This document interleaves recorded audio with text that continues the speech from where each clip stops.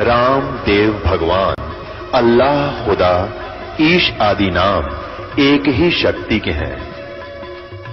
वो कैसा है, कहां है, कैसे मिलता है, किसने देखा है? ये प्रश्नवाचक चिन्ह पूर्ण रूप से हटाने के लिए अवश्य सुनिए जगत गुरु तत्वदर्शी संत रामपाल जी महाराज के अमृत वचन, सर्व पवित्र धर्मों के पवित्र शास्त्रों के आधार पर। राजा बन के आपको पता है, ये किसी को बद करते हैं, ये कोई अच्छा काम कर ही नहीं सकते। अपने कुछ कुल के लोगों से अतिरिक्त किसी को कुछ नहीं देते थे, और न जाने कितने जीवों को लूट लूट कर सत्यानाश करते हैं, शिकार खेलते हैं, पता नहीं कितने पाप कमाते हैं। और फिर ये बनेगा कुत्ता, जब राज का भी समय पूरा होगा एक दिन, फिर बनेगा ये ऋषि कुत्ता, और इसके सिर में पड़ेंगे कीड़े। और वो 72 करोड़ दो सेना मारी थी। जीव को चाहे शक्ति तो सिद्धि तो मार दे वचन से, चाहे तलवार से मार दे, एक जैसा पाप है। तो वो चुन चुन कर बदला लेंगे, इस ऋषि के सिर में कीड़े खाएंगे इसको। तो इसलिए गीता ज्ञानदाता कहता है कि ये मेरी साधना 7वें अध्याय के 18वें श्लोक में की ये है तो उदार व्यक्ति ज्ञानी, लेकिन मेरे वाली उस घटिया साधना में ही लीन रहे, क्योंकि इनका जन्म मरण मिट नहीं सकता। जब तक जन्म मरण का रोग नहीं कटेगा, इतने परम शांति नहीं हो सकती। और वो जड़ी इस दास के पास है, इस विश्व में किसी के पास नहीं है।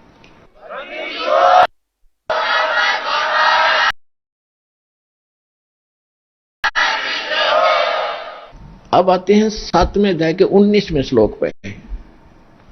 अब गीता ज्ञानदाता कहता है कि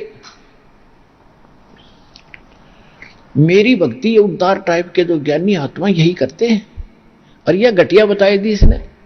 अब 7वें अध्याय के 19वें श्लोक में कहा है कि बहुनाम जन्मानाम अन्ते, ये ज्ञानवान यानी ज्ञानी आत्मा माम प्रपदे, माम माने मुझे, प्रपदे माने मेरी पूजा करते हैं, मुझे पूजते हैं। और वासुदेव सर्वमिति स महात्मा सुदुर्लभ। ये बताने वाला महापुरुष बड़ी मुश्किल से मिलेगा। क्या कि वासुदेव सर्वमिति, कि वासुदेव ही सब कुछ है, वही पाप नाशक है, वही मोक्षदायक है, वही सारी सृष्टि के रचने वाला वो पूर्ण परमात्मा है, और उसकी भक्ति से पूर्ण मोक्ष होगा। ये बताने वाला संत बड़ी मुश्किल से मिलेगा अर्जुन। वासुदेव सर्वमिति। अब इन्होंने वासुदेव मान रखे श्री कृष्ण जी को। श्री कृष्ण जी के पिता का नाम था वासुदेव, और वेदों में वासुदेव उस पूर्ण परमात्मा की महिमा का नाम है, उसकी उपमात्मक नाम है। वासुदेव उसको कहते हैं जिस भगवान की सबके ऊपर वास हो, सबके ऊपर कंट्रोल हो, ओवरऑल कंट्रोलर, सबका मालिक, वो कुल का मालिक।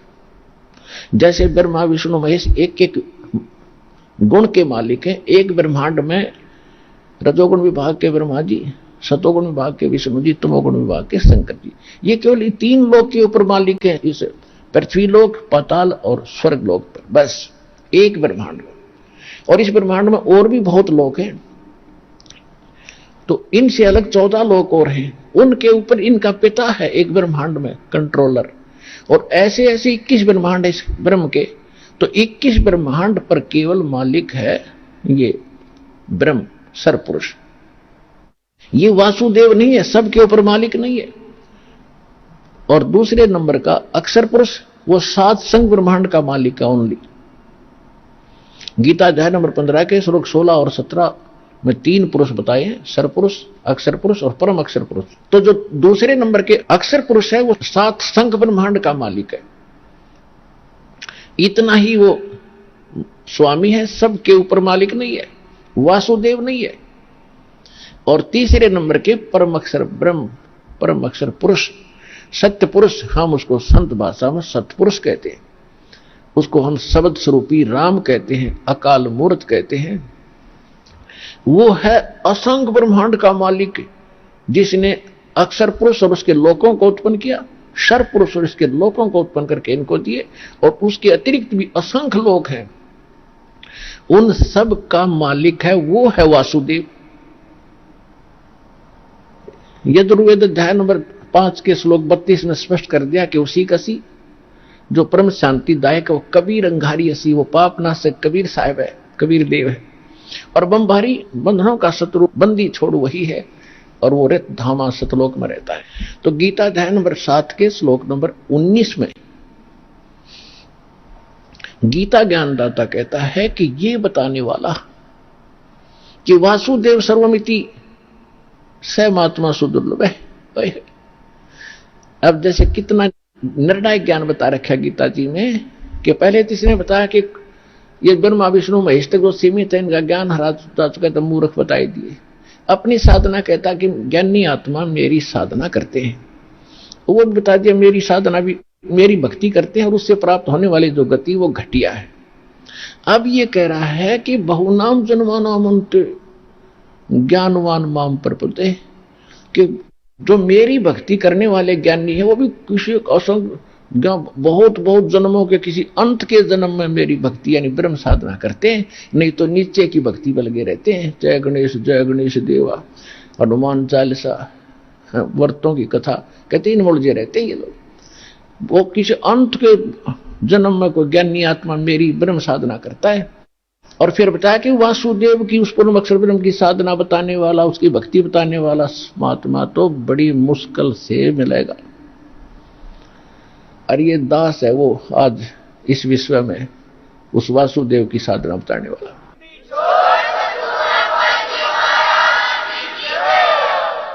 एक समय जब परमात्मा अपने विधान अनुसार सतलोक से आकर आदरणीय गरीबदास साहिब जी गांव चुरानी जिला झज्जर हरियाणा वाले को खेतों में मिले थे, जंगल में, जब 10 वर्ष के बच्चे थे गरीबदास जी।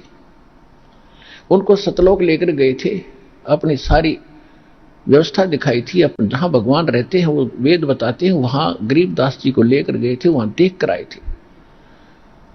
8, 10, 12 घंटे के बाद उनको वापस छोड़ा था, उनको मृत जान लिया था, शमशान घाट पर रख दिया था अंतिम संस्कार के लिए गरीबदास जी को। तब उसकी आत्मा को ऊपर की सब स्थिति, सब ब्रह्मा विष्णु महेश की क्या स्थिति है, भगवान कौन है, कबीर साहब ने अपनी सारी परिचय दे करके और उनके अंदर वो ज्ञान फीड करके वापस छोड़ दिया था। और उस चिता के ऊपर वो एकदम कंपन हुई, खड़े हो गए। उसके बाद उन्होंने ये ज्ञान बोलना शुरू किया। इनके ज्ञान को बहुत से भक्तों ने स्वीकार किया। एक उनका शिष्य गरीबदास जी का शिष्य पंजाब में चला गया। पंजाब में लुधियाना के पास एक वासियर गांव है, वासियर, और उस वासियर पिंड के बाहर एक तालाब के ऊपर, जोहड़ के ऊपर, वो सुबह सुबह स्नान करके और ब्रह्म वेदी का पाठ करे था, जैसे हम नित्य नियम करते हैं। उस समय वो ब्रह्म वेदी पढ़ रहा था, जैसे आप भक्ति बोध में ब्रह्म वेदी गरीबदास जी की वाणी है, उसको सुबह सुबह पढ़ रहा था। शांत वातावरण था, सूर्य उदय होने से कुछ समय पहले ब्रह्म मुहूर्त में उधर से उसी गांव का एक राम राय नाम का सरदार जी,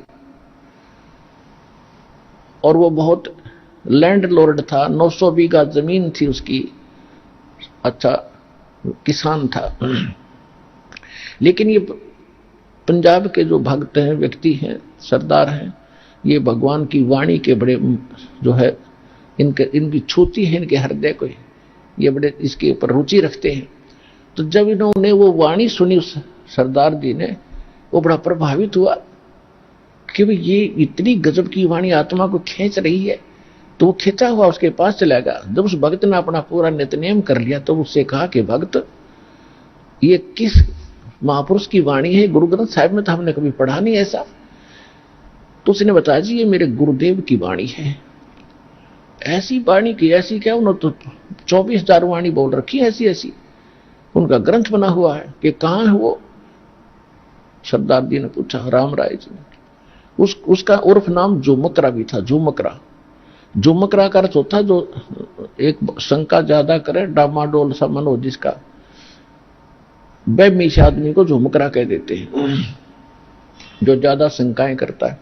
यानी वो भगवान के लिए तरफ रहा था, कभी किसी के पास जाता था, कभी किसी के पास जाता था, इसलिए कहते थे तू चंचल है, कभी किधर झुक जाता है, कभी किधर झुक जाता है। इसे उसको गांव में उस नाम से झुमकरा भी जानते थे, झुमकरा, झुमकराए। तो उसने उससे पूछा कि पूरा एड्रेस बता मुझे, क्या वो महापुरुष जी अभी तक जीवित हैं? सरदार जी ने पूछा उस भगत से। भगत ने बताया कि हाँ जी, वो अभी भी शरीर में है, गांव छुड़ानी जिला। वो जिले जब तक थे जैसा भी था, उस स्थान पूरा एड्रेस उसने ले लिया। दर्शनार्थ चल पड़ा कि ऐसे महापुरुष के दर्शन करने चाहिए जो वर्तमान में है, क्योंकि ये संतों के बड़े सेवक हैं पंजाब के सभी व्यक्ति। तो वहां से चला जैसे तैसे पैदल गया कि जो भी था साधन। गांव में पहुंचा, गरीबदास जी से भेंट हुई, चर्चा चली, तो उन्हें सारी कहानी बताई कि ऐसे ऐसे पूर्ण परमात्मा कोई और है, उसकी भक्ति विधि कुछ अन्य ही है। फिर उन्होंने बताया कि हम सुल्तानी नानक तारे दादू को उपदेश दिया, जात दुलाहा भेद न पाया, वो काशी माहे कबीर हुआ। गुरु ग्रंथ साहिब के प्रश्न नंबर 24 पर लिखा है, फाई सूरत मुल्क की वेश ए ठगवाड़ा ठगी, देश खरा सियाणा बहुता भारी, धानक रूप रहा करता है। 721 पृष्ठ पर लिखा है, एक अर्ज गुप्तम पेश तो दर कौन करतार, हक्का कबीर करीम तू बे परवरदिगार। पहले महले की वाणी है नानक साहिब की वाणी। हक्का कबीर यानी सत कबीर, हे परवरदिगार, हे सारी सृष्टि के रचनहार करतार। नानक जी कहते हैं ये सत कबीर जो है ये पूर्ण परमात्मा है। 731 पृष्ठ पे कहा है कि अंधला नीच जात परदेसी मेरा, खिन आवे तिल जावे, और जाकी संगत नानक रेंदा कैसे मोड़ा पावे। नीच जात परदेसी मेरा, और काफी डिटेल बताई उसको। अनंत कोट ब्रह्मांड का एक रति निभार, और सतगुरु पुरुष कबीर हैं ये कुल के सज्जन। तो सरदार जी के एकदम प्रभावित हुआ और कहा कि हे भगवान, हे महाराज, ऐसा ज्ञान तो आज तक किसी ने बताया है नहीं। हमारे को पौना घंटे की वाणी है सदग्रंथ साहिब के अंदर। गरीबदास जी का जो ग्रंथ है उसको सदग्रंथ साहिब बोलते हैं, सच्चा ग्रंथ, यथार्थ ज्ञान उसके अंदर। तो उसमें एक पौने घंटे तक पढ़ा जाता है, पाठ में बच्चे करते हैं डेली, उसमें आता है। इसमें ग्रंथ साहिब में लिखा है, झुमक राय नाम है उस अंग का। उसमें क्या बोला है कि तत्व भेद कोई ना कह रे झूमकरा, ये पैसे ऊपर नाच सुनो राई झूमकरा, कोटों मध्य कोई नहीं रे झूमकरा, अरबों में कोई गर्क सुनो राई झूमकरा। कहते इस ज्ञान के जानने वाला, ये तो पैसे का ऊपर नाच हो रहा सबका, और इस तत्व भेद के जानने वाला तुझे करोड़ संतों में नहीं मिलेगा, करोड़ों में, अरबों में कोई मिलेगा, अरबों में, अरबों में कोई गर्क। जैसे हमारी देसी भाषा है हरियाणा की, किसी के पास घना धन होता ना, घने पैसे होते, सेठ साहूकार होता, तो उसको यूं क्या करें भाई, तो धन में गर्क हो रहा है, गर्क यानी खूब धनाढ़ व्यक्ति को गर्क कहते, धन में गर्क है भाई। तो या किसी में ताकत ज्यादा हो, नौगाहंगे में गर्क है वायु, यानी ताकतवर, कंप्लीट समर्थ है। तो इसमें बताया है कि अरबों में कोई गर्क सुनो रही झूमक रहा। अपने आत्माओं, अभी तो आप जो दास का 1 वर्ष 2 वर्ष सत्संग सुन चुके हैं, वो तो फाइनल हो चुका है कि इस विश्व में इस दास के अतिरिक्त कोई इस ज्ञान के जानने वाला, समाधान के जानने वाला संत नहीं है। और नए बच्चे वो थोड़े दिन में जान जाएंगे। पूरे वर्ल्ड की 7 अरब के आसपास आबादी है, जिसमें साधु संत मंत भी आ लिए। उसमें 7 अरब के अंदर ये दास, एक रामपाल दास के अतिरिक्त किसी के पास ये विधि नहीं है, ज्ञान नहीं है।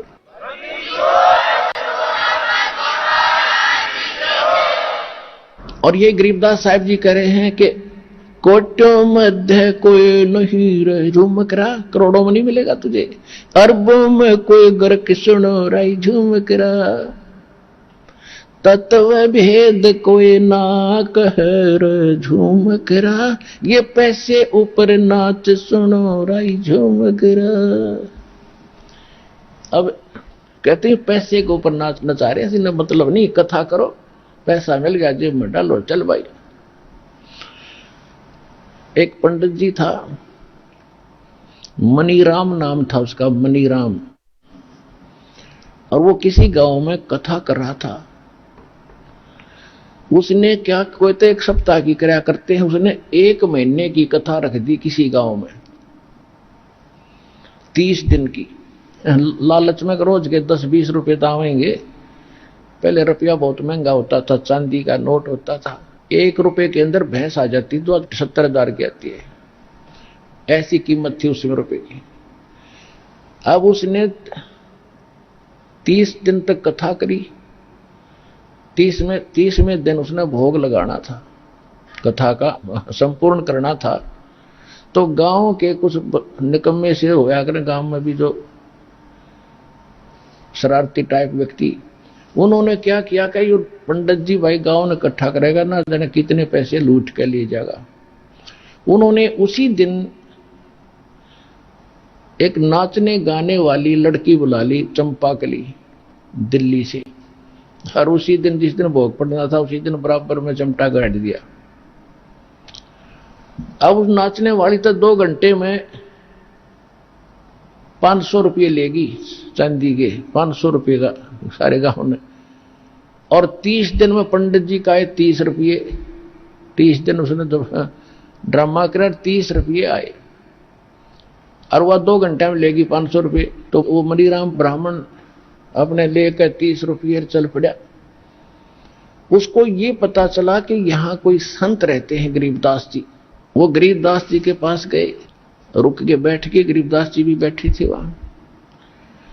कुछ चेले थे गुरु जी के, गरीबदास जी के, वो भी बैठे थे।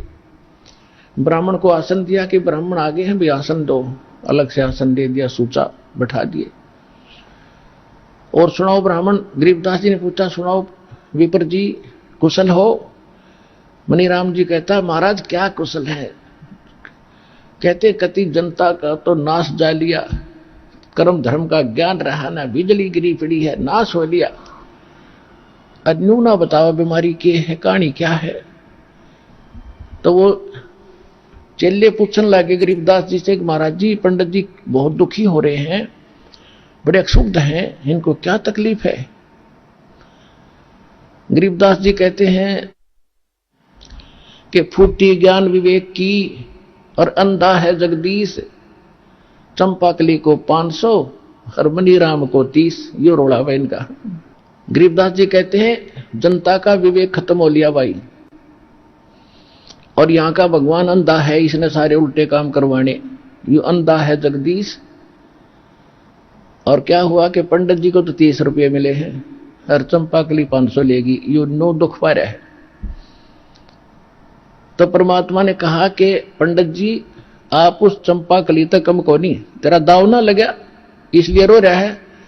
आपके पास क्या है जो जनता को बांट रहा है, बता दे मुझे। कथा की आपने? खान जी कथा की, और 30 रुपये आए 30 दिन में। कथा करने का आप अधिकारी हो? गरीबदास जी ने पूछा। खान जी मेरे आदेश दे रखा मेरे गुरु जी ने। परमात्मा बोल, गरीबदास जी ने कहा कि जिस समय राजा परीक्षित को सर्प ने डसना था ऋषि के श्राप से, उस समय ये सारे ब्राह्मण तुम्हारे जो हेड थे, मुखिया, इंक्लूडिंग वेद व्यास जिसने ये पुराण लिखी, सुधा सागर, सुख सागर कहते हो तुम जिसको, इसकी कथा सुनानी थी उसको 7 दिन। और किसी ने हिम्मत नहीं करी। तेरे पृथ्वी के जितने ऋषि में ऋषि थे सब पीछे हट गए ब्राह्मण। क्यों हट गए? क्योंकि 7वें दिन रिजल्ट आना था उसका। सबको मालूम था कि हम अधिकारी नहीं है, और 7वें दिन पोल पाट जाएगी, ऋषि को कुछ ज्ञान नहीं हुआ तो सब पीछे हट गए, हम अधिकारी नहीं है, हम अधिकारी नहीं है। फिर कौन, कैसी हुई वो कथा? स्वर्ग लोक से सुखदेव ऋषि बुलाए गए थे, उन्होंने कथा सुनाई। जब उस कथा से जो लाभ उसको मिलना था, परीक्षित ऋषि को केवल यहां से व्यर्ति हटानी थी उस कथा के प्रभाव से। वो सर्प ने तो डसना था, उसने मरना भी था, वो ये कर ही नहीं सकते। तो केवल इतना लाभ भी कि यहां से व्यर्ति हट गई और स्वर्ग चला गया, क्योंकि उसने यज्ञ धर्म घड़े कर रखे थे। स्वर्ग में जाकर फिर वापस आएगा वो तो अलग बात है, कुत्ता भी बनेगा, राजा था वो परीक्षित, जो प्रसंग चल रहा है, जो गरीबदास जी ने कहा कि उस समय ये कहां गए थे, तो ये कथा करने वाले सब लोग कहते हम अधिकारी नहीं है। अरे तुम सारे अधिकारी पा के गए, खा के तुम्हारे पास। तो उसी समय शांत हो गया वो ब्राह्मण था, क्योंकि भगवान के लिए तड़फ रहा था कि महाराज बिल्कुल सच्ची बात कही आपने। तो पढ़ रखी थी कथा, उसको तो बताने की जरूरत नहीं विस्तार से कि फिर कारण क्या है दाता, कि भाई भक्ति कर, इन कथाओं से बात नहीं बढ़ेगी। जिस जिसका तेने पैसा लिया है, किसी का बैल बनेगा, किसी का गधा बनेगा, ये एक एक पाई का हिसाब होगा तेरा। कहा तुम कर्म खराब करते फिर रहे हो, अधिकारी नहीं हो, तुम्हारे पास कोई भक्ति मार्ग नहीं है, तुम्हें ज्ञान नहीं भक्ति का। उसी समय उस ब्राह्मण ने समर्पण कर दिया, महाराज बंधक कल्याण चाहिए, आज के बाद कान पकड़ लिया, कति या गलत काम नहीं करूंगा, और भक्ति करी, अपना मोक्ष प्राप्ति की। अब क्या बताते हैं कबीर साहब, कहते हैं करनी तज कथनी कथ अज्ञानी दिन रात, और कुकर जो भौकत फिरे ये सुनी सुनाई बात। एक पंडित जी था, वो क्या कर रहा था कि मैं प्रतिदिन रामायण का पाठ किया करता, कुछ पृष्ठ अपने ही घर पे डेली, उसने जैसे हम नित्यनेम करते हैं, ठीक है। एक दिन उसको किसी कामवश किसी शहर में जाना पड़ गया, और अपने गांव से कुछ दूरी पर दूसरे गांव में स्टेशन था, वहां पहुंच गया। उसके साथ एक उसके गांव का और व्यक्ति था। अब जिस स्टेशन पर वो पहुंचा तो गाड़ी रुकी, गाड़ी में ब्राह्मण और उसका साथी चढ़ गए। डब्बा खचाखच भरा था, खड़े थे लोग, कुछ बैठे थे। कुछ गाड़ी चल पड़ी। कुछ देर के बाद ब्राह्मण ने सीट पर बैठे व्यक्तियों से कहा कि मुझे थोड़ा स्थान दे दो। उन्होंने पूछा कि क्या आप बीमार हो? कि नहीं, प्रतिदिन मैं पाठ किया करता था और आज मैं पाठ करने का समय नहीं मिला, मुझे शीघ्र आना पड़ गया, अब मैं यहां बैठकर पाठ करना चाहता हूं रामायण का। तो धार्मिक लोग होते थे ज्यादा, उन्होंने कहा बहुत अच्छी बात है पंडित जी, आप यहाँ बैठो और हमें भी सुनाना, हम भी सुनेंगे। उनको पूरी सीट दे दी रेल की, ट्रेन की, और नीचे कपड़ा बिछा दिया पंडित जी के, अब सुनाओ। अब वो कथा सुनाने लगा प्यारा प्यारा। उस दिन प्रकरण क्या रहा था, भरत का चरित्र, और उसमें सुनाया गया था, उसमें लिखा गया था कि भाई हो तो ऐसा हो, भरत जैसा हो, भाई हो तो ऐसा हो, भरत जैसा हो। भाई के राज्य को स्वीकार नहीं किया, जमीन में 6 इंच गड्ढा खोद कर नीचे रहता था, सोता था, और राज की उसके स्थान पर खड़ाऊ रख दी थी गद्दी पर भगवान राम की। रामचंद्र जी आए, उसका राज सौंप दिया था, भाई हो तो ऐसा। सबने ताड़ी पीटी, वाह पंडित जी, वाह पंडित जी, बड़ी कथा सुनाई। एक भक्त वहां बैठा था, कोई व्यक्ति बैठा था, उसने कथा करवानी थी और कल से प्रारंभ करानी थी, उसने को पंडित जी नहीं मिल रहा था। उसने कहा कि पंडित जी बड़ा भाग्योदय हुआ मेरा, मैं तो ब्राह्मण ढूंढ रहा था और कल से हमने कथा शुरू करानी है, हमने सब जगह न्योता दे रखा है, और स्वामी जी आप कथा पर चलो, हमारी कथा कर दो। बोला कल नहीं आ सकता, कल नहीं आ सकता। आगे जी क्या और भी कहने लगे, जी जाओ, इसका तो बड़ा काम बड़ा बड़ा बेचारे का, और ब्राह्मण का तो काम में ये होता कथा करने का, कि नहीं निकल नहीं जा सकता। भाई कारण तो बताओ क्यों नहीं जा सकते, तो कोई काम है तो हम कर देंगे आपका। उसका साथी था ना, वो बताओ, वो कहने लगा मैं बताऊं क्या काम है इसको, बताओ। पंडित जी ने अपने छोटे भाई पर मुकदमा कर रखा है एक कुरडी के खड्डे पे, यानी 10 गज जगह है, उसके ऊपर अपने भाई पर केस कर रखा है। कल इसकी कोर्ट में तारीख है, हर मैं इसका गवाह हूं। तो पुण्यात्माओं, खुद तो भाई पर केस कर रहा है 10 गज जगह पर, और कथा सुना रहा है भरत की कि भाई होता है ऐसा, और आप भाई उस पर केस करे अपने भाई पर एक 10 गज जगह के ऊपर, जिस मडंगा डाल कर उसको कुरडी बोलते हैं।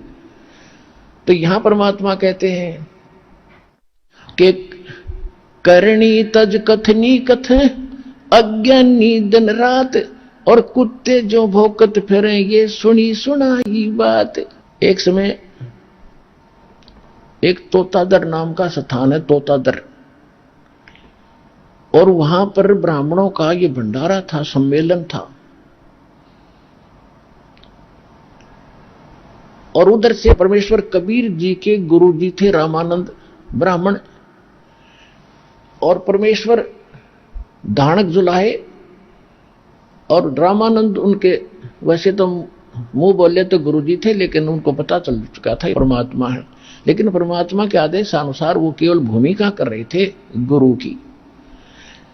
अब उन ब्राह्मणों ने तोता देर में जो समागम था सभी ब्राह्मण बुलाए थे, तो रामानंद जी तो बहुत पहुंचे हुए माने जाते थे, उसको आमंत्रित करना अनिवार्य था। वो तो आमंत्रित कर दिए। तो जहां भी रामानंद जी कबीर साहब के मिलने के बाद वो परमेश्वर को साथ ले जाते थे।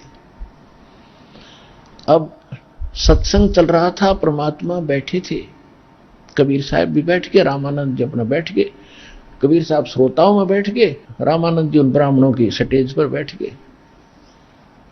उसमें क्या कथा सुना रहे थे वो ब्राह्मण लोग कि भी भाव हो तो भीलनी जैसी, भक्ति हो तो भीलनी जैसी। देखो श्री राम ने उस शूद्र के झूठे बेर खाए, चाक चाक के दे रही थी और भगवान खा रहे थे, रुचि रुचि खा रहे थे। भाव भक्ति हो तो ऐसी हो, भगत हो तो ऐसा हो। और रामचंद्र जैसे भगवान और गुरु हो जैसे कभी छुआछात नहीं किया। अब सत्संग समापन हुआ,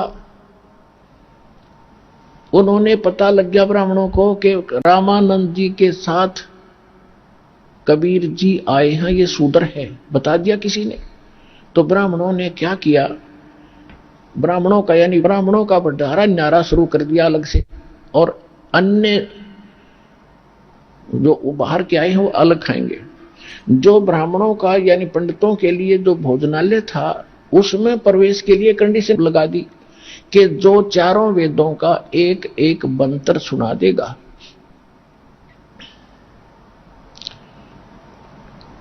वही इस भंडारे में आओगा। उनको मालूम था कबीर जी तो जानते नहीं, संस्कृत पढ़े नहीं, इसलिए आप पे छट जाएंगे। अब जब सब ब्राह्मण आ रहे थे उन्हें तो गोट रखे थे, श्लोक सुनाओ और फटते मंत्र सुनाओ और अंदर जाओ, मंत्र सुनाओ अंदर जाओ। अब परमात्मा का नंबर आया कि जी मंत्र सुनाओ। वहां एक भैंसा घूम रहा था, आसपास चल रहा था चारा, छोटा सा एक भैंसा। उसको कहा भैंसाराम इधर आना। परमात्मा ने ऐसे किया भैंसाराम, वो ऐसे देखा कि आजा, वो आगे खड़ा होगा परमात्मा कबीर जी के पास कि पंडित जियों को वेद मंत्र सुना, कर पे हाथ मार दिया कमर पे। अब जोटा लग गया सुनान, कबीर अंगारी असी बम्भारी असी स्वर ज्योति रत धामा असी। उन चारों वेदों एक एक मंत्र सुना दिया और सब हैरान। जोटा बोला, परमात्मा बोले जा जोटा राम ब्राह्मणा के भंडारे में खा ले रोटी, मैं तो वहीं खा लूंगा भाई जहां और खा रहे।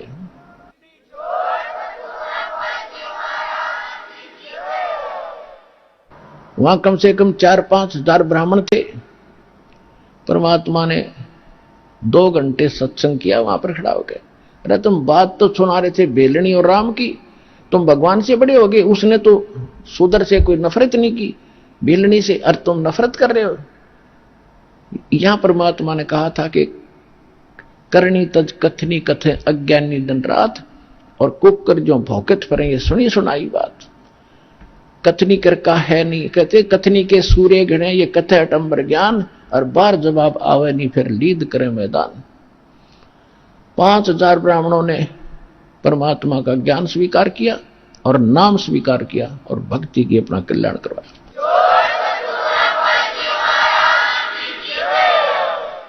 तो पुण्यात्माओं, ये परमात्मा हमारे लिए भटक रहे हैं, हमारे पिता हैं। ये ब्राह्मण भी उसी के बच्चे थे। कहते 100 छलछीदर मैं करूं अपने धन के काज। उनको लाइन पे लाना था। आज तो ब्राह्मण बने फिरे थे, अहंकार में डूबे फिरे थे, बढ़िया इज्जत थी संसार में। कल क्या बनता उनके साथ। कहते पंडित हुए कुकरा हवे करे हमेश। अगले जन्म में ये ब्राह्मण कहते कुत्ते की योनि में जाग जो सत भक्ति नहीं करता फिर भौंकता फिरे। तो भगवान अपने बच्चों को इन दुखों से बचाने के लिए भटक रहे हैं। उनके लिए यही कारण बनाया और उनको सत भक्ति दी, उनका कल्याण कराया। तो प्रसंग जो चला था, परमात्मा प्राप्ति के लिए सबसे पहले प्रथम कड़ी है गुरु। और गुरु हो कंप्लीट, उसके पास कंप्लीट स्पिरिचुअल नॉलेज हो और कंप्लीट मेथड ऑफ वर्शिप हो। तो वो कंप्लीट गुरु ये रामपाल दास है इस विश्व में। अपना कल्याण कराओ और दृढ़ होकर लग जाओ और मोक्ष कराओ। चलो सतलोक में। बोलो सतगुरुदेव की।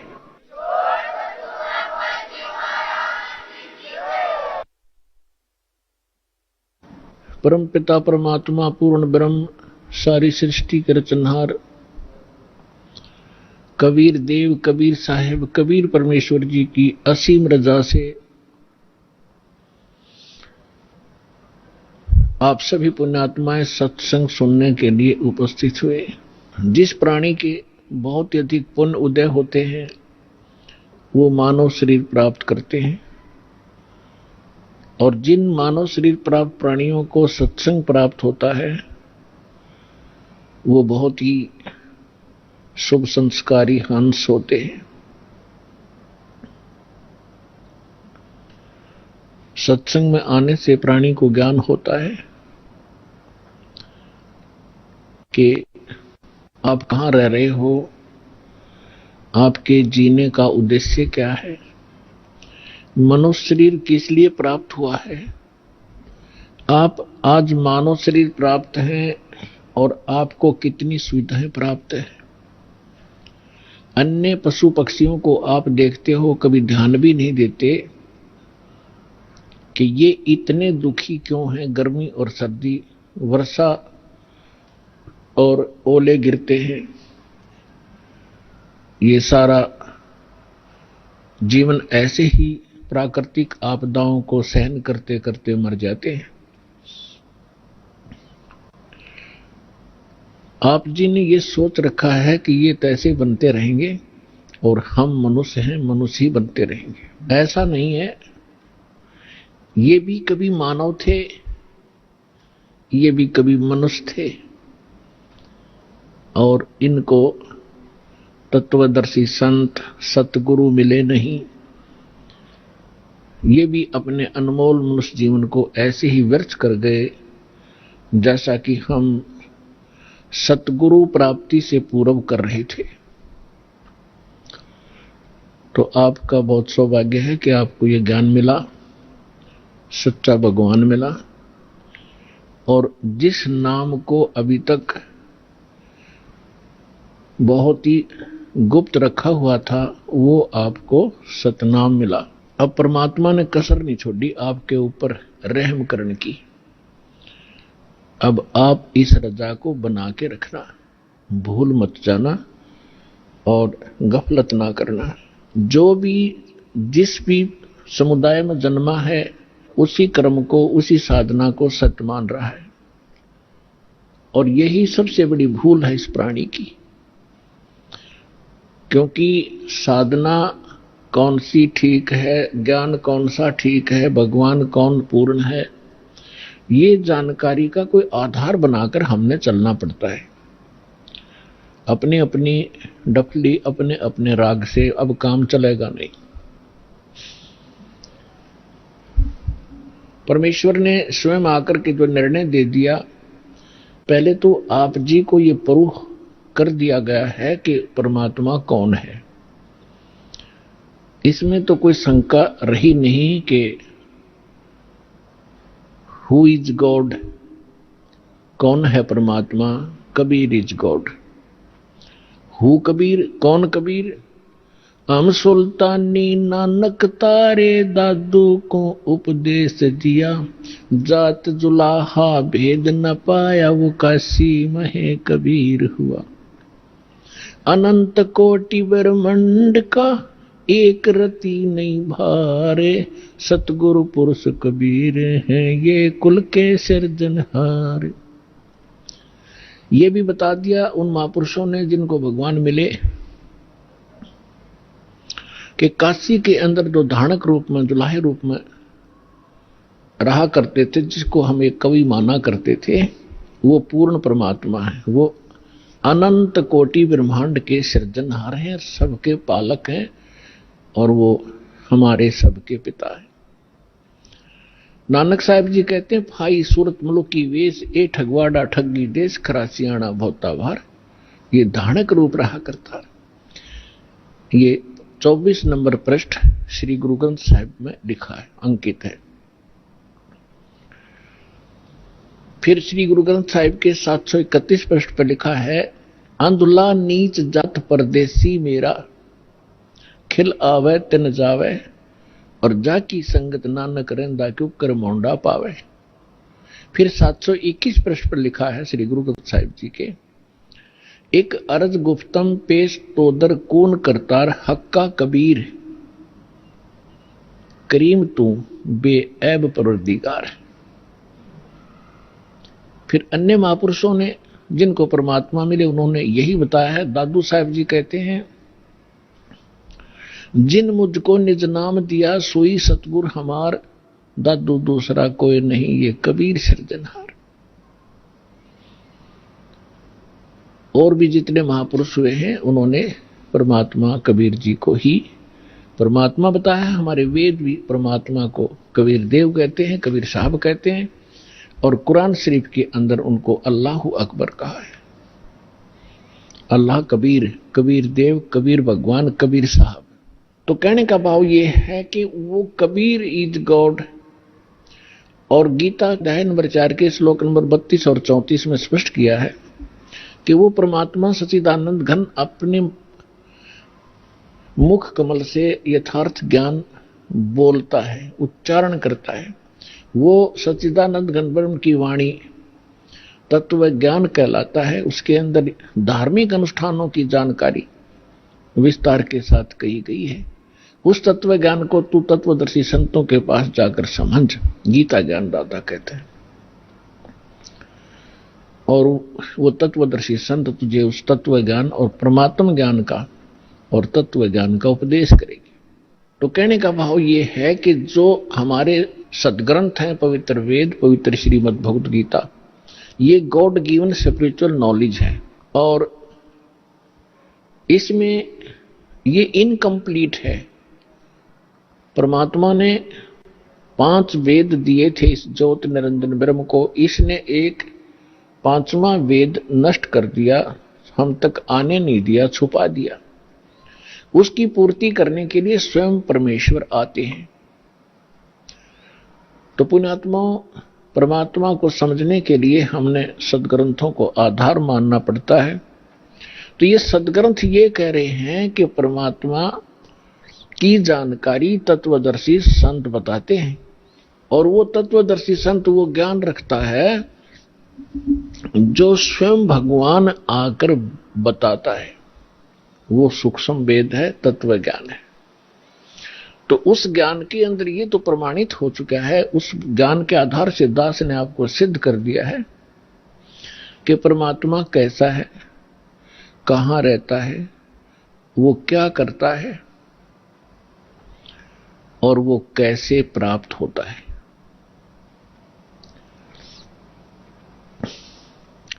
तो अब हमने उस अध्यात्म ज्ञान को समझना है।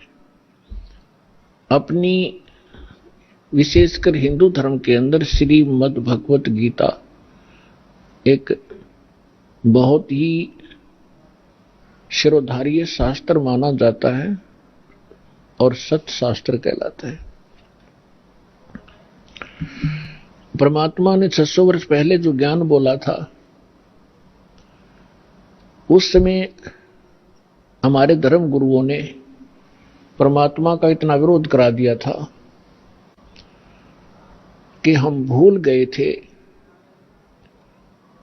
कि कबीर नाम का कोई व्यक्ति रहा होगा। केवल पुस्तकों में पढ़ा करते थे,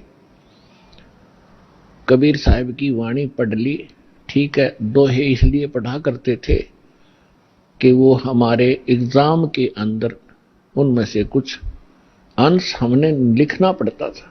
अब जब हम तत्व ज्ञान से परिचित हुआ ये दास, तो पता चला ये कबीर साहब कवि ही नहीं थे, ये परमेश्वर भी थे।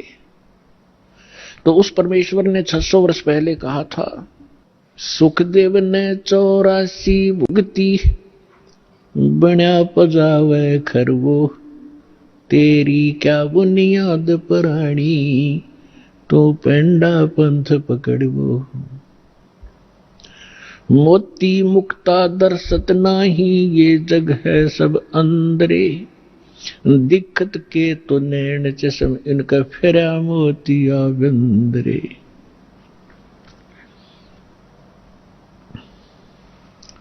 परमात्मा कहा करते थे कि जिनको तुम विद्वान मानते हो, इन पंडितों को, मंडलेश्वरों को, महर्षियों को, ये कख भी नहीं जानते, कै ख भी नहीं जानते, अध्यात्म मार्ग का। आचार्य और शंकराचार्य जितने मंडलेश्वर आप जी के धर्मगुरु हैं। ऐसे ही मुसलमानों को कहा करते ये मुल्ला काजी, और जितने भी पीर ये अपनी कुरान शरीफ से भी परिचित नहीं है। तो इस बात से उस समय के सभी वो नकली धर्मगुरु परमात्मा का विरोध किया करते थे और उस परमात्मा को हमारे हृदय से कति गिरा दिया था, ये कह करके कि कबीर साहब तो अशिक्षित हैं, कोरी झूठ बोलते हैं, ये क्या जाने सदग्रंथों को। आज से 600 वर्ष पहले परमात्मा ने अपनी प्यारी आत्मा धर्मदास जी से कहा था, धर्मदास ये जग बोराना, कोई न जाने पद निर्वाणा, यही कारण मैं कथा पसारा, सबसे कहिए वो राम नियारा। यही ज्ञान जग जीव सुनाओ, सब जीवों का भरम नसाओ। भरम गए जग वेद पुराना, आदि राम का भेद न जाना। अब मैं तुमसे कहूं चताई, तेरे देवन की उत्पत्ति वाई। तेरे तीनों देवताओं की उत्पत्ति बताता हूं, ब्रह्मा विष्णु महेश की कैसे जन्म हुआ। मां अष्टंगी पिता निरंजन, ये जुम दारुण वंशन अंजन। पहले कीन निरंजन राई, पीछे से माया उपजाई। माया रूप देख अति शोभा, देव निरंजन तन मन लोभा। देवी को तुरंत धर खाए, पेट से देवी करी पुकारा। हे साहेब मेरा करो उभारा, टेर सुनी तब ता हम आए। अष्टंगी के बंद छुड़वाए।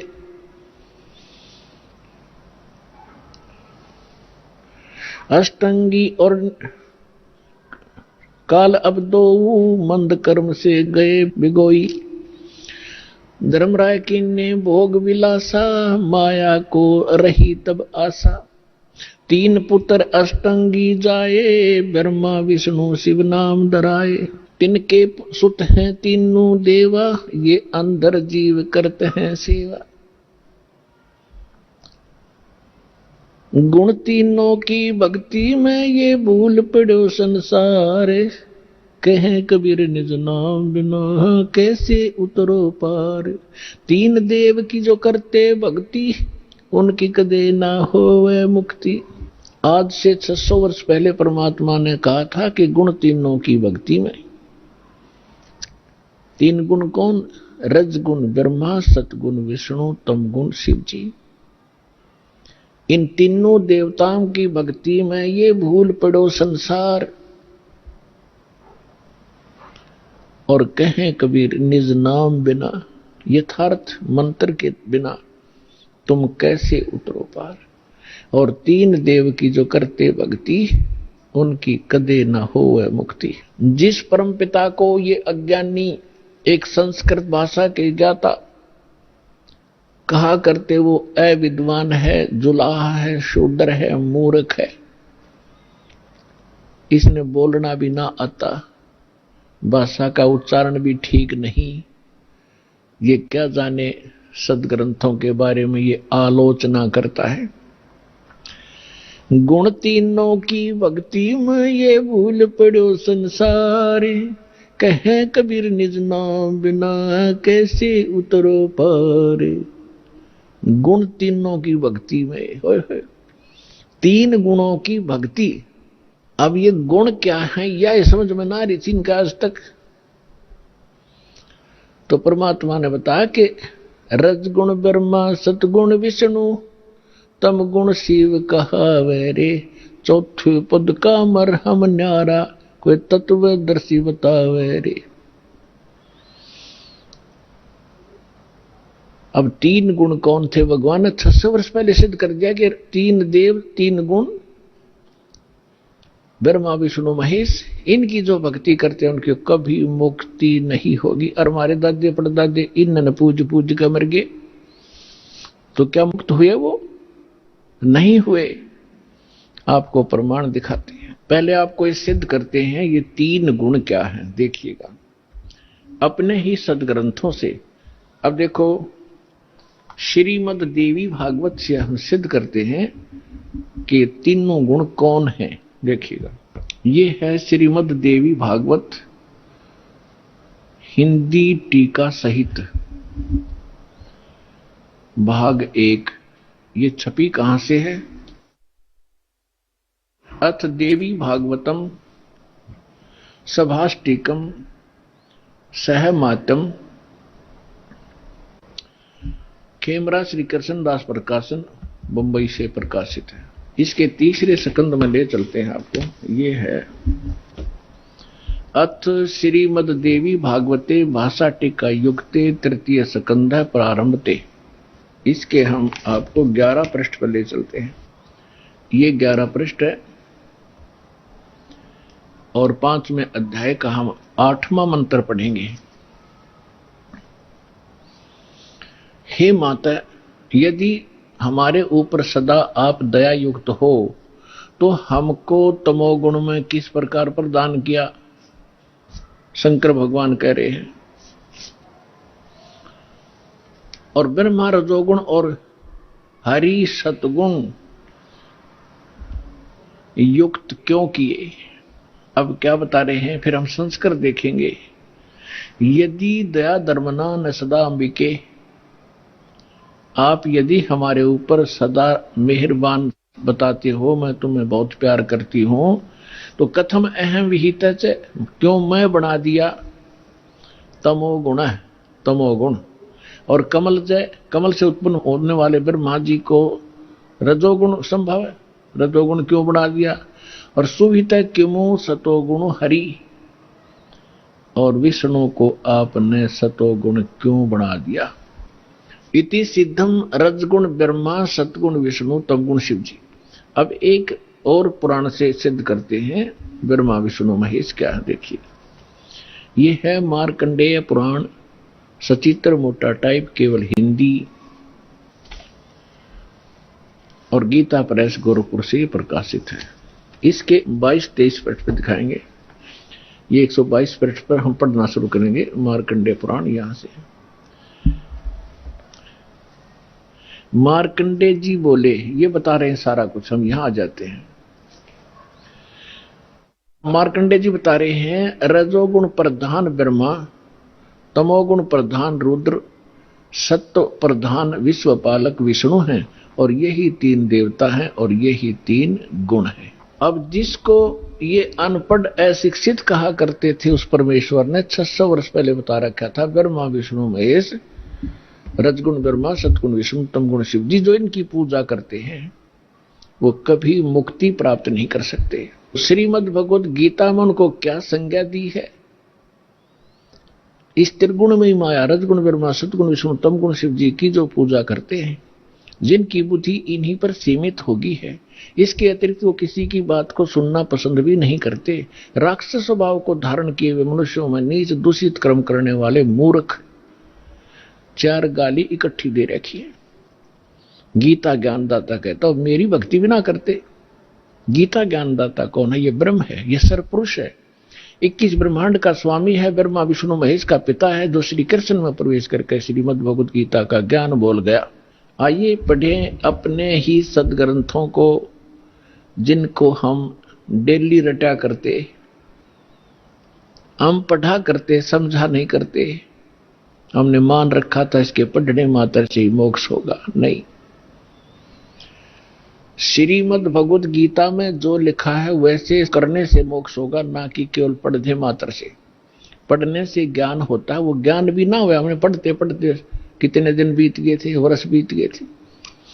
गुरु बिन काहुन पाया ज्ञाना, जो थोथा बुस छड़े मूड किसाना। गुरु बिन वेद पढ़े जो प्राणी, समझन सार रहे अज्ञानी।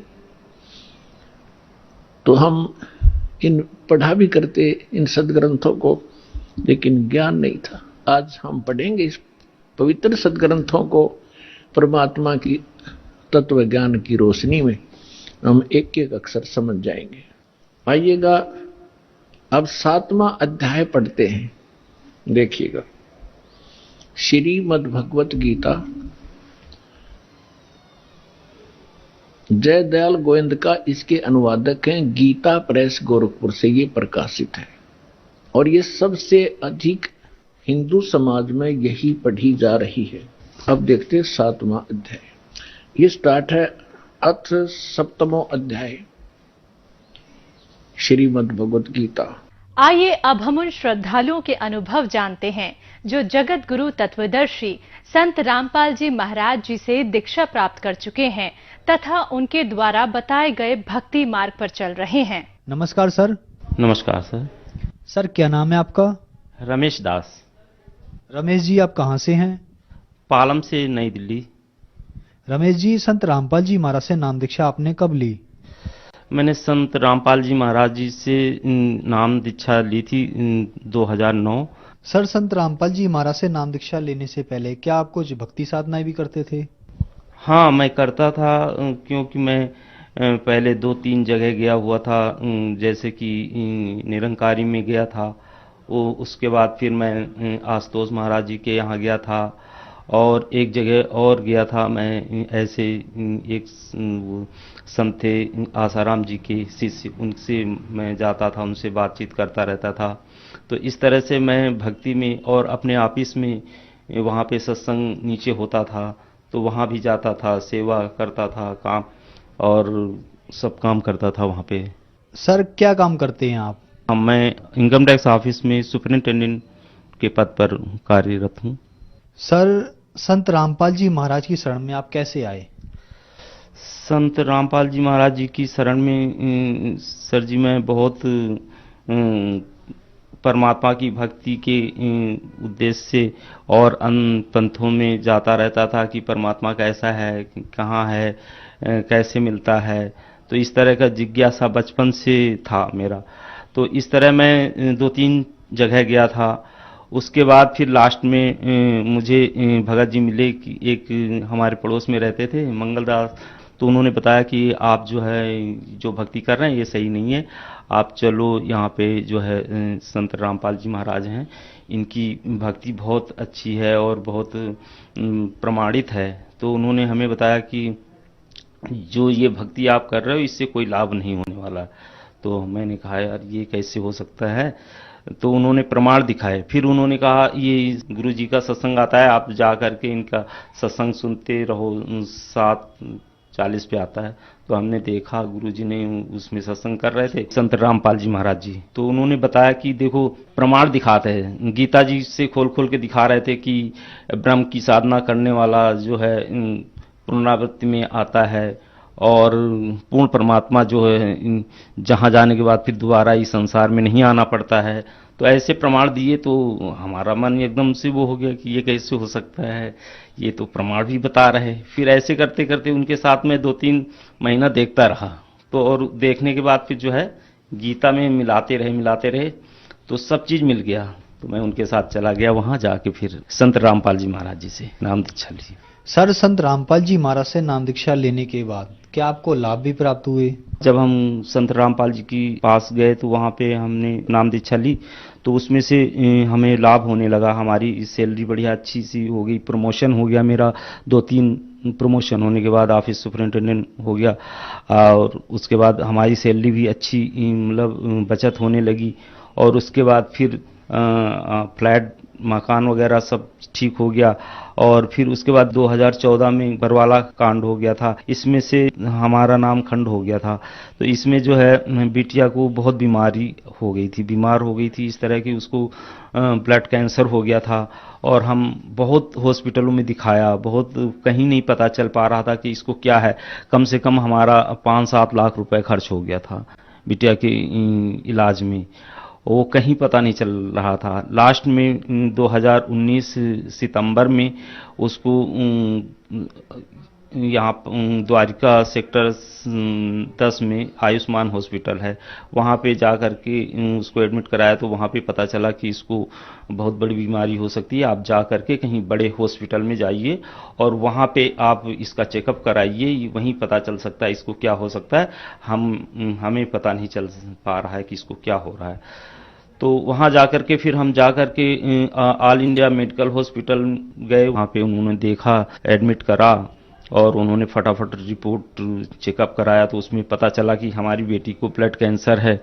तो ब्लड कैंसर की हम लोग तो ज़मीन हमारे पैरों से निकल गई, खूब सब लोग परेशान थे, सब रो रहे थे कि क्या हो गया, कैसे अब बचेगी बेटी, कुछ नहीं बचेगी, क्या होगा।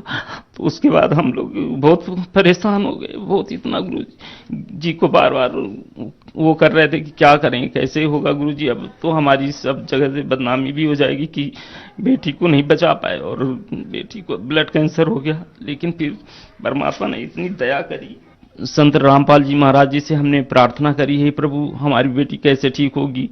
वहाँ पे फिर भक्तों ने कहा दोबारा शुद्धिकरण कराया हम सब लोगों ने जा करके, और जैसे फिर दोबारा टेस्ट हुआ तो उसमें जो है ब्लड कैंसर उसको निगेटिव हुआ। हमारी बेटी को ब्लड कैंसर था। ऑल इंडिया मेडिकल हॉस्पिटल में ये हमारी बेटी का ब्लड कैंसर की रिपोर्ट है कि इसमें जो है ब्लड कैंसर आया है। जब हमने गुरुजी के उसमें गए दोबारा प्रार्थना करी तो ये रिपोर्ट देखो गुरुजी की जो है प्रार्थना से, दया से आज हो गया था और उसके बाद आज जो है स्वस्थ हो गई है, काफ़ी अच्छा हो गया। और संत रामपाल जी महाराज जी से दीक्षा नहीं लिया था तो हम शराब भी लेते थे और तम्बाकू भी कर लेते थे, खाते थे, पान मसाला सब जो है मतलब खाते थे। तो हमें बहुत बार हम छोड़ने के प्रयास किया लेकिन हमसे नहीं छूटी। लेकिन जैसे ही संत रामपाल जी महाराज से नामदान दीक्षा ली तो सारे हमारे ये जो है नशा वगैरह सब छूट गया। आज तक हम लोग बीड़ी क्या उसकी खुशबू भी बहुत गंदी लगती है, हम लोग नहीं वो करते हैं। सर, आप इनकम टैक्स ऑफिस में एक सुप्रीडेंट के पद पर कार्यरत है, आप एक ऑफिसर रैंक के व्यक्ति हैं, तो ये कहना तो बेईमानी होगी कि आपने संत रामपाल जी महाराज से नाम दीक्षा अंधश्रद्धा के तहत ली है या अंधविश्वास के तहत ली है। लेकिन फिर भी कहा जाता है कि संत रामपाल जी महाराज से उनके अनुयायी अंधश्रद्धा के तहत जुड़े हैं। क्या ये बात सही है? ये बातें कहाँ तक ठीक है?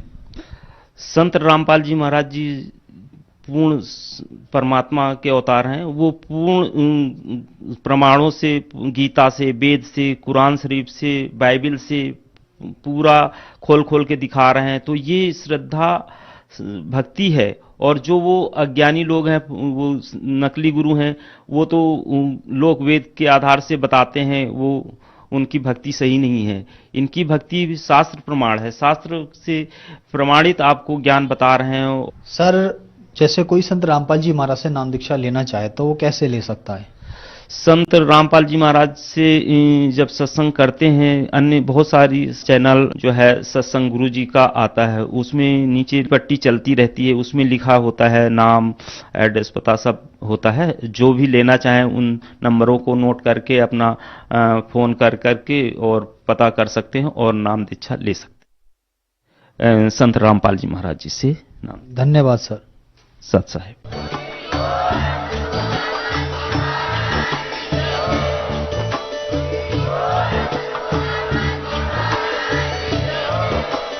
आप सुन रहे थे जगत गुरु तत्वदर्शी संत रामपाल जी महाराज जी के मंगल प्रवचन। अधिक जानकारी के लिए विजिट कीजिए हमारी वेबसाइट www.jagatgururampalji.org। संत रामपाल जी महाराज जी के शुभ आशीर्वाद से पूरे विश्व भर में 500 से भी ज्यादा नाम दीक्षा केंद्र हैं, जिन पर संत रामपाल जी महाराज जी द्वारा ऑनलाइन निःशुल्क नाम दीक्षा दी जा रही है। अपने नजदीकी नाम दीक्षा केंद्र